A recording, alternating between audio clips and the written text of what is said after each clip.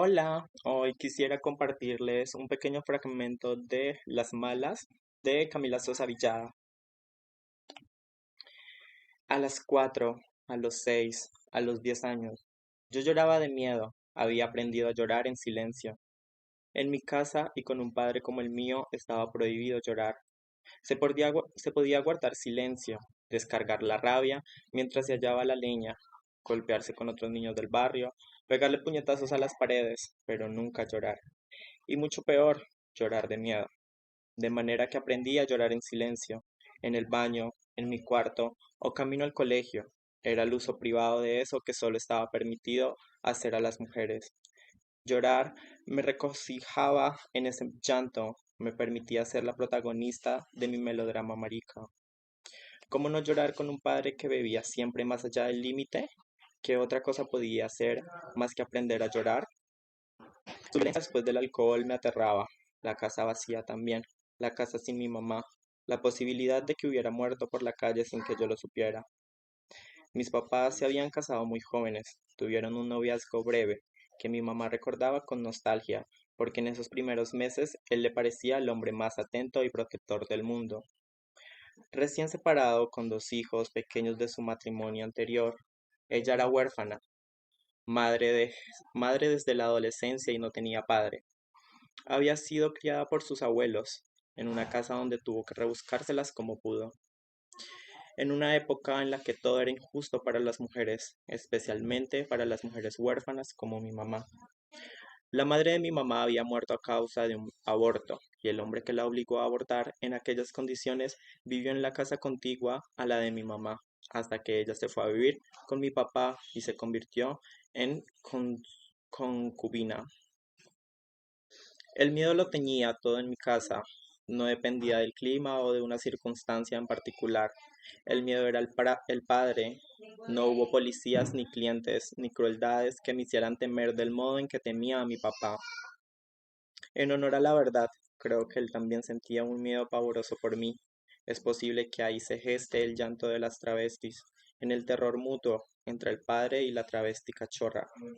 La herida se abre al mundo y las travestis lloramos. Un día me desmayé en la calle, no supe por qué. Desde la adolescencia tenía desvanecimientos ocasionales. Esta vez me desperté con el brazo aterido, confusa y dolorida. Me había caído sobre mierda de perro y nadie me había levantado. La gente esquivaba el cuerpo de la travesti sin atreverse a mirarla. Me puse de pie, untada en mierda y caminé hasta mi casa con la certeza de que lo peor había pasado. El padre estaba lejos, el padre ya no incidía. No había motivo para tener miedo. La desidia de la gente ese día me ofreció una revelación. Estaba sola. Este cuerpo era mi responsabilidad. Ninguna distracción, ningún amor, ningún argumento, por irrefutable que fuese, podían quitarme la responsabilidad de mi cuerpo. Entonces me olvidé del miedo. En las noches de mi infancia escuchaba a mis papás pelearse a golpes. Todo es espejo.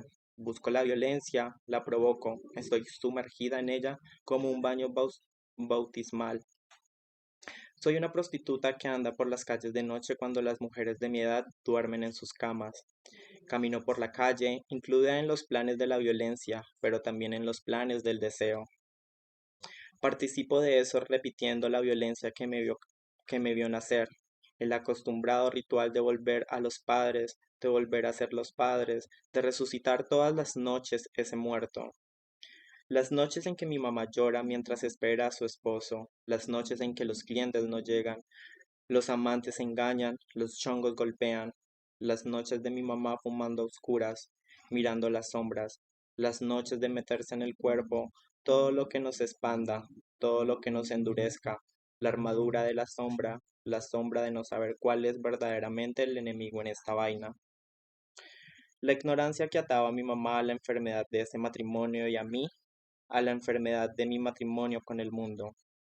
La ignorancia que ahoga hasta el mareo, el derrumbe de mi madre que yo lo prolongué en mí, como un animal atrapado en una cueva.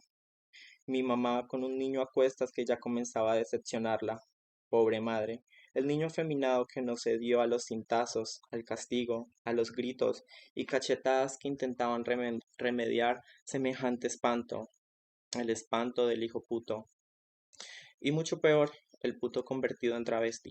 Ese espanto, el peor de todos. Yo digo que fui convirtiéndome en esta mujer que soy ahora por pura necesidad. Aquella infancia de violencia, con un padre que con cualquier excusa tiraba lo que tuviera cerca, se sacaba el cinto y castigaba. Se enfurecía y golpeaba toda la materia circundante, esposa, hijo, materia, perro. Aquel animal feroz, mi fantasma, mi pesadilla. Era demasiado horrible todo para querer ser un hombre. Yo no podía ser un hombre en este mundo. El niño maricón se queda en un rincón para mirar a su madre leer las revistas mientras fuma. Una mujer tan joven, una mujer que por la edad bien podría ser su hermana. El niño escuchaba a su madre llorar, el horror de un matrimonio como aquel, basado en la fuga de la madre de su propia familia. La enorme responsabilidad que tiene el padre con una mujer como esa, una mujer que no sabe tomar decisiones, que no toma decisiones o toma una única decisión. Que el esposo decida por ella, como no escucharla cuando lloraba. Eso es imposible en la pobreza. Todos los cuartos se comparten. La mujer ojea tristemente las revistas donde aparece la vida que nunca tendrá, los privilegios de los que nunca gozará, y llora, porque el marido le es infiel, porque el marido la maltrata, porque es imposible esa realidad, no es lo que soñaba, no coincide con su fantasía. Desde su rincón, el niño la dibuja, afuera. El monte hace su parte, dan ganas de llorar. El niño no sabe consolar a la madre, entonces la dibuja. Y mientras la mira para poder copiarla en su cuaderno, parece decir que se vaya, que se anime a irse lejos a vivir como hippie, que es lo que ella siempre le hubiera gustado, que se busque otro hombre que no la insulte, que no la golpee, que disfrute de la comida que ella le prepara, que quiera a su hijo, un hombre que no beba, por sobre todas las cosas, que no se convierta en un monstruo cada vez que se pasa con el vino, un hombre que no le pegue a tu hijo, que no lo desprecie, que no le tenga asco y rabia, que no lo torture si lo encuentra vistiéndose con tu ropa, un hombre con quien hablar en la mesa, un hombre que no te obligue a estar en silencio cuando mira los noticieros, un hombre que duerme a tu lado, que no se caiga en las zanjas por borracho. Cuando termina el retrato, se lo acerca a su madre. Es hermoso, dice ella, sin mirarlo, y se pierde en las noticias de la revista. Y luego, sin saber cómo, empieza mi camino. Comienzo a observar a mi mamá maquillarse frente al espejo. Veo cómo transforma su rostro de mujer decepcionada en el rostro de la mujer hermosa que vio mi papá la primera vez y bastó para enamorarlo. La observo vestirse, embellecerse, completarse con perfume y rubor, y la observo desvestirse después, por la noche, ponerse crema en el rostro y en las manos. Mi papá está con su amante, con su otra familia. Nosotras sobrevivimos como podemos a su abandono. Mi mamá hace frente a su condición de ser una apéndice en la vida del esposo. Se ha convertido en la otra, la que recibe a su amante de cuando en cuando, pero yo la veo maquillarse y aprendo, y cuando me quedo sola, repito su ritual frente al espejo, me pruebo su ropa, soy un poco mi mamá yo también. Me pinto y veo el rostro de la puta que seré más tarde en el rostro del niño. Me miro al espejo y me deseo, así pintada con las pinturas de mi mamá, me deseo como nunca nadie me deseó. Y hago algo más, me manoseo como una puta muy pequeña con mi vecino de enfrente. Tenemos la misma edad y jugábamos al papá y a la mamá. Yo ya soy consciente de ser la mamá en todo este asunto. Todas queríamos ser madres. Era curioso hasta qué punto todas queríamos lo mismo. Se ejerce la prostitución así como una consecuencia. Durante toda tu vida te auguran la prostitución. El padre sentado a la punta de la mesa, entregado a devorar el seso de un cabrito con pan y vino. El padre que llena de grasa todo lo que toca y te repite una y otra vez cuál será tu destino. ¿Sabe usted lo que tiene que hacer un hombre para ser un hombre de bien? Tiene que rezar todas las noches, formar una familia, tener un trabajo. Difícil va a ser que consiga usted trabajo con la pollerita corta, la cara pintada y el pelito largo. Sáquese esa pollerita, sáquese la pintura de la cara. A azotes se la tendría que sacar. ¿Sabe de qué puede trabajar usted así? De chupar pijas, mi amigo. ¿Sabe cómo lo vamos a encontrar su madre y yo un día? Tirado en una zanja, con sida, con sífilis, con gonorrea. Vaya a saber las inmundicias con las que iremos a encontrarlo su madre y yo un día. Piénselo bien, use la cabeza. A usted, siendo así, nadie lo va a querer. Comienzo a bailar en los boliches de la ciudad y de otros pueblitos cercanos. Somos dos chicas y yo. Tengo 18 años. Todavía me resisto a ser una puta que cobra por su trabajo. Esto es más tolerable. Las chicas son un amor, guapas y solidarias. Les da la curiosidad mi existencia travesti. Preguntan todo y yo les respondo con paciencia. Nos bautizamos hembras, somos una compañía de bailarinas de la noche. Solo a veces hacemos striptease. Somos jóvenes, tenemos cuerpos deseables, lo sabemos y sacamos ventaja de eso. La noche era más dañina que cualquier otra cosa en ese entonces. Vivir de noche envejece, entristece. La noche es la puerta abierta al mundo donde todo es posible. Hay cosas que no pueden ocurrir a la luz del día. Y ahí ando yo, a mis 18 años, ganándome la vida en aquellos boliches, ligera de ropa, con pocos conocimientos de danza, pero con confianza en mi swing y coraje para afrontar todos los ritmos. Tengo la determinación de no convertirme en prostituta. Creo que puedo lograrlo, no terminar como todas, pero también me pregunto quién soy yo para no atacar el sistema que todas acatan. Soporto las groserías del pueblo, los manoseos irrespetuosos, la paga miserable, todo para no convertirme en un cliché. Quiero ser estúpidamente única, pero la verdad es que mi cuerpo ya ha comenzado a venderse. Ya está en el mostrador, artículo más o menos deseable, dependiendo del cliente. Creía que no había riesgo de ser mancillada en esta oferta descarada del cuerpo desde la tarima donde bailamos, pero yo ya había tenido sexo, con y sin consentimiento. Yo ya estaba como quien dice, curtida. Era un cuero seco, viejo y duro, dentro del cuerpo de una criatura de 18 años. Al principio me travestía en casa de alguna amiga, a escondida de sus padres, me permitía la magia de convertirme en mí misma, transformar en una flor carnosa a aquel muchachito tímido que se escondía en las maneras de un estudio. La cosa comenzó a alcanzar proporciones inaceptables en un pueblo, y muy pronto ninguna amiga estaba dispuesta a correr riesgos por mi capricho. Entonces decidí no depender de nadie, aprendí a coser, con cualquier retazo que se me cruzara en el camino, sábanas viejas, cortinas en desuso, ropa descartada por mi mamá, mis tías, las abuelas, todo me servía. La ropa que hacía era rudimentaria y estaba torpemente cosida, pero yo no tenía que permitirle prestada ninguna su ropa de niña buena. Me vestía como una puta a los 15 años. No me vestía, me desvestía con esas prendas recicladas. Esa fue mi primera independencia, mi primera rebelión. La siguiente fue conseguir un lugar donde cambiarme. A pocas cuadras de mi casa había una construcción abandonada que estaba así desde que llegamos al pueblo. En esa casa, a medio hacer, encontré escondite para mi mundo de mujer. Ahí dejaba mi ropa, mis zapatos, mi maquillaje, una linterna y velas, para poder escaparme cuando quisiera y dejar de ser cristiano. En invierno la cosa era un poco más cruel, pero no importaba. En esa casucha desnuda y desprotegida, hecha con carne, con la helada, procedía a mi metamorfosis, con felicidad, con euforia. El ritual comenzaba en la casa de mis viejos, afeitándome las piernas debajo de la ducha. Continuaba con las mentiras necesarias para que me dejaran salir. Partía como un varoncito tímido de mi casa, bajo las amonestaciones de mi papá, que fija que fijaba hora de retorno y protocolo de comportamiento.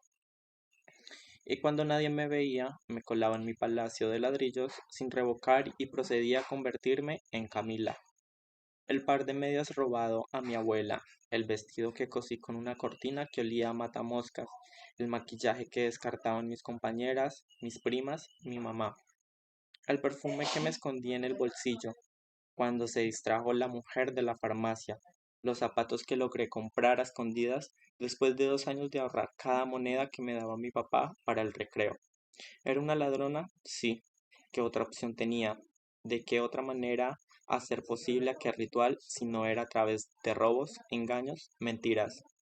No podía haber sobrevivido sin esos pequeños crímenes a la propiedad privada de quienes me rodeaban.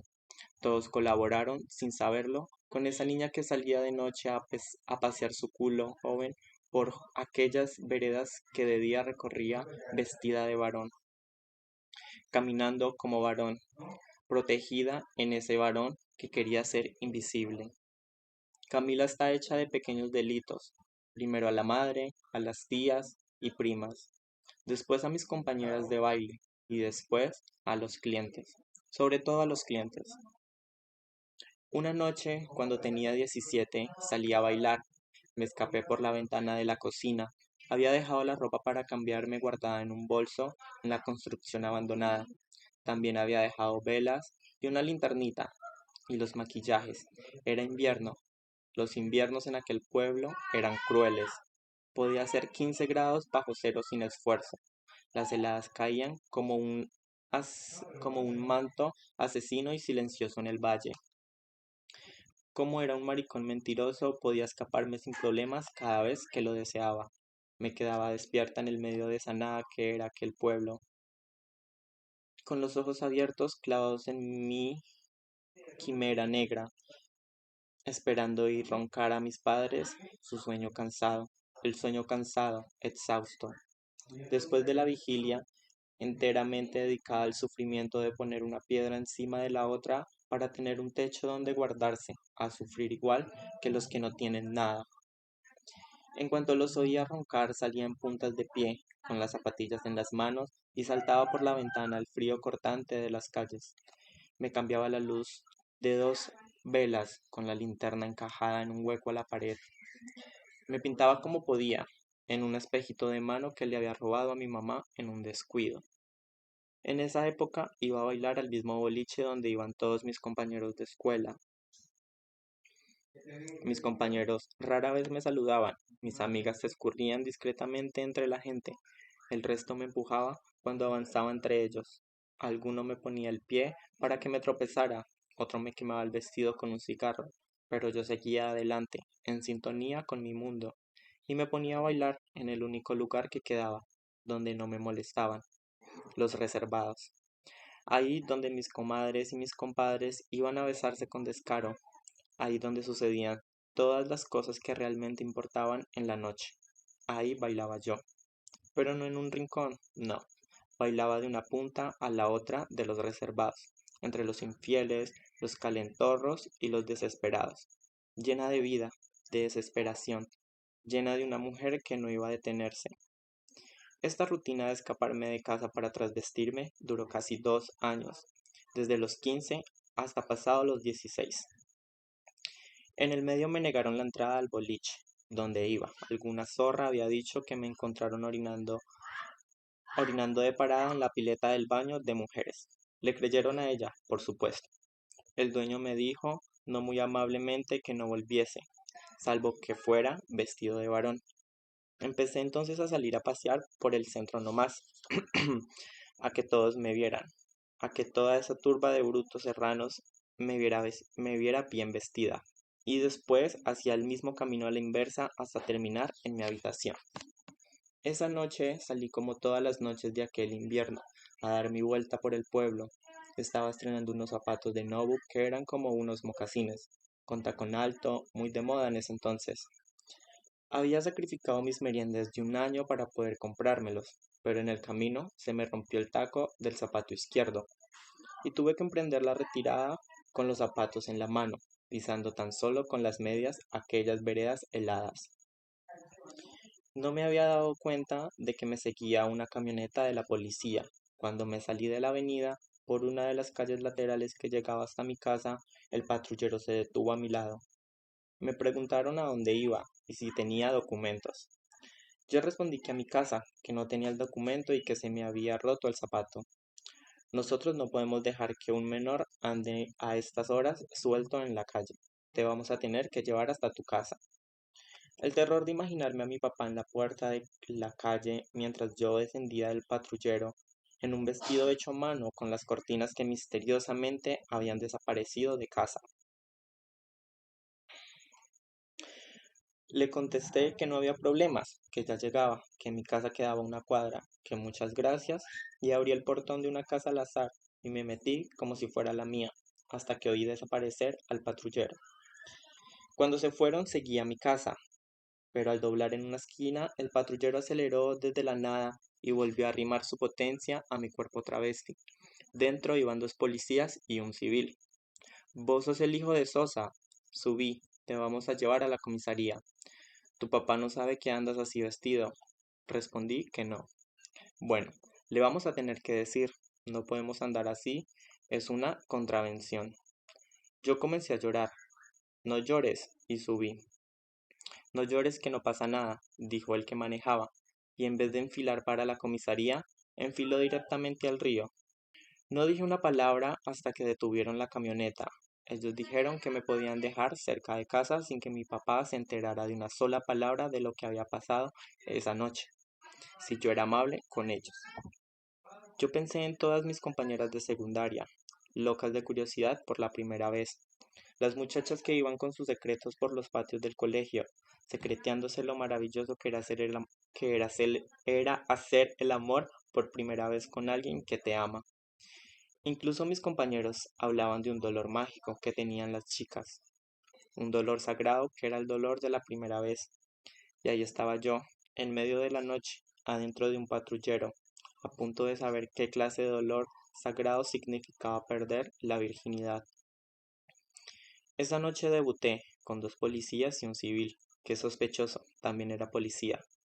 Tuve sexo con ellos por terror al castigo de mi papá. Preferí perder la virginidad, si es que se supone una pérdida, a enfrentar la rabia paterna al enterarse de que su hijo salía a mariconear vestida de mujer. A la vista de sus amigos, de sus clientes, de los hijos de sus amigos y clientes, de los vecinos, de los hijos de los vecinos, sin importarle una mierda la reputación de su padre. Fue sencillo, rápido, económico y sin daños a terceros. Se turnaban, fue en el asiento de atrás, para que hubiera espacio, y mientras uno lo hacía, los otros se fumaban un cigarro esperando su turno. Cuando terminaron, me llevaron tal como habían prometido hasta la esquina de casa, y me bajaron con la orden escueta y sencilla de que nunca jamás hablara sobre esa noche.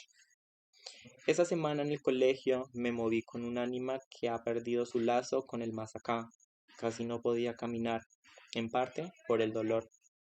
Los músculos desgarrados y en parte por el peso del secreto y de la culpa, la sensación de traición irreversible a mí misma. Pensaba que si realmente hubiera tenido coraje, tendría que haber ido a la comisaría con los zapatos en la mano y esperar a mi papá sentada en un banco hasta que me fuese a buscar. Dar la cara por lo que me pasaba por dentro. Sin embargo, cedí a la manipulación. Estuve ahí, participé de eso. Era mi decisión y tenía derecho a tomarla. No podía culparme por eso, pero lo hacía. Elegía ser la culpable de mi propio dolor, de esa sangre que me salía del culo cada vez que iba al baño, por haber sido penetrada por primera vez por 3 hombres consecutivos. Desde ese día, mi cuerpo cobró un valor distinto. Dejó de ser importante el cuerpo, una catedral de nada.